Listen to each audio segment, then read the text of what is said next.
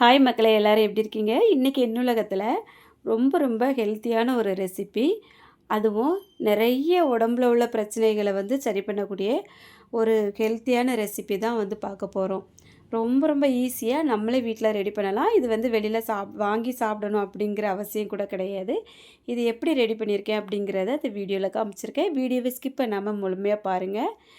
இந்த ரெசிபி செய்கிறதுக்காக நான் மலை நெல்லிக்காய் எடுத்து வச்சுருக்கேன். காட்டு நெல்லிக்காய்ன்னு சொல்லுவோம் இல்லையா? நம்ம வீட்டில் விளையிற நெல்லிக்காயில் வீட்டில் விளையிறது அரை நெல்லிக்காய். இது மலை நெல்லிக்காய்ன்னு சொல்லுவோம். அந்த நெல்லிக்காய் தான் எடுத்து வச்சுருக்கேன். இது ஒரு 1/2 கிலோ அளவுக்கு கொஞ்சம் கூடுதலாக தான் இருந்தது.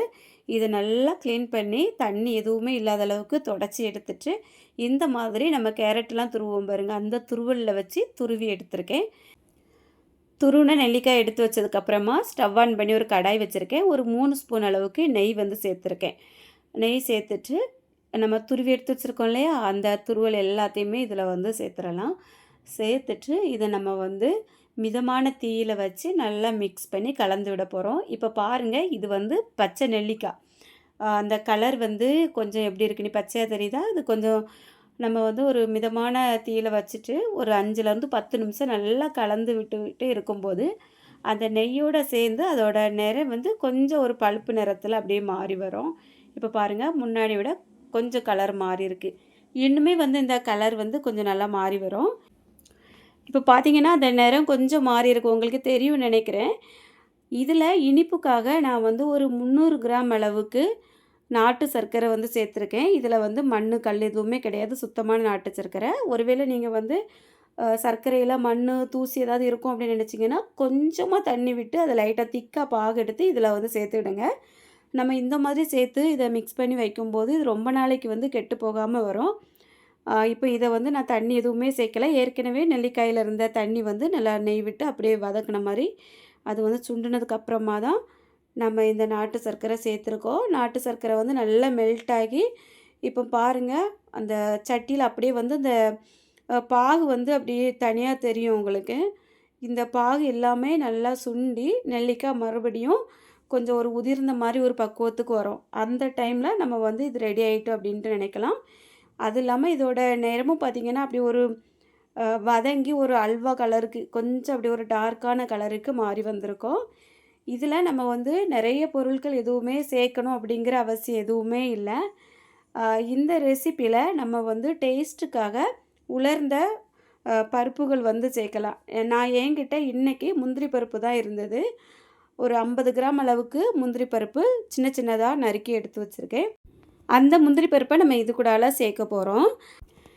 நம்ம இது செய்கிறதுக்கு ஒரு 15லேருந்து 20 நிமிஷம் ஆகும். இது கொஞ்சம் பொறுமையாக மிதமான தீயில் வச்சு தான் நல்லா கலந்து விட்டுட்டே இருக்கணும். ரொம்ப ஃபுல்லாக தீ வச்சிட்டிங்க அப்படின்னா அடியில் பிடிக்கக்கூடாது. அதனால் கொஞ்சம் பொறுமையாக செய்யலாம். இப்போ ஓரளவுக்கு உதிர்ந்து வந்த மாதிரி வருது பாருங்கள். இது நல்லா சுண்டி வர்றதுக்கப்புறமா தான் மிச்ச பொருட்கள் நம்ம சேர்க்கணும். ஒரு 3-4 பொருள் தான் இதில் சேர்க்கக்கூடிய பொருட்கள் மொத்தமாகவே. இன்னுமே உங்களோட டேஸ்ட்டுக்கு ஏற்ற மாதிரி மற்ற பொருட்கள் இதில் அதிகப்படுத்திக்கிடலாம்.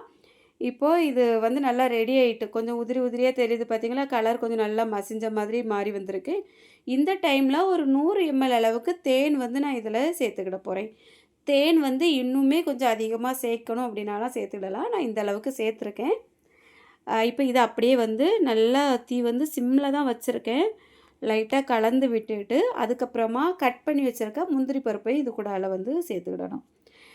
இந்த டைமில் உங்கள்கிட்ட வெள்ளரி விதைகள், பூசணி விதைகள், இல்லைனா பாதாம் பருப்பு அந்த மாதிரி எது இருந்தாலும் இதில் கட் பண்ணி போட்டு சேர்த்துக்கிடலாம். அதெல்லாம் சேர்த்து சாப்பிடும்போது இன்னுமே நல்லாயிருக்கும். இது ஒன்றுமே இல்லை, இது நெல்லிக்காய் குல்கந்து தான்.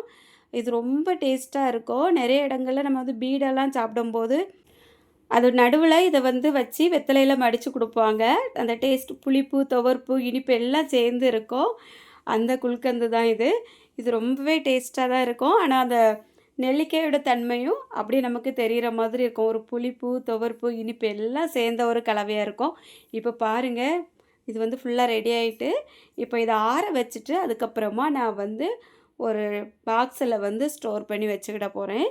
இது நம்ம ஃப்ரிட்ஜில் வைக்கணும் அப்படின்னே அவசியம் இல்லை, வெளியில் கூட வச்சிடலாம். எப்போவுமே இது எடுக்கும்போது ஒரு ஸ்பூன் ஈரம் இல்லாமல் எடுத்துட்டு அப்படியே ஸ்பூன் வெளியில் வச்சுட்டு நம்ம இதை வச்சிட்டோம் அப்படின்னா கெட்டு போகாமல் இருக்கும்.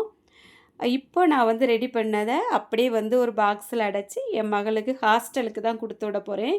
இப்போ வந்து வெளியில ஹாஸ்டல்லலாம் இருக்காங்க பிள்ளைங்க, சமையல் எதுவுமே பண்ணி சாப்பிட முடியாது. நெல்லிக்காய் வந்து வாங்கி சாப்பிடவும் மாட்டாங்க நெறைய பேரு. அப்படி இருக்கிறவங்களுக்கு இது வந்து இந்த மாரி ரெடி பண்ணி குடுத்தோம் அப்படின்னா, பால்ல கலந்து சாப்பிடலாம். அப்படி இல்லைன்னா, ஒரு ஸ்பூன் எடுத்து சாப்பிட்டாலே அதோட சத்துக்கள் வந்து அப்படியே கிடைக்கும். அவ்வளோதான். இன்னைக்கு இந்த நெல்லிக்காய் குல்கந்து எப்படி ரெடி பண்ணுறது அப்படிங்கிற வீடியோல சொல்லியிருக்கேன். வீடியோ பிடிச்சிருக்கோன்னு நினைக்கிறேன். பிடிச்சதா மறக்காம லைக் பண்ணிட்டு நம்ம சேனலை சப்ஸ்கிரைப் பண்ணிக்கோங்க. வீடியோ பார்த்த எல்லாருக்கும் நன்றி. வணக்கம்.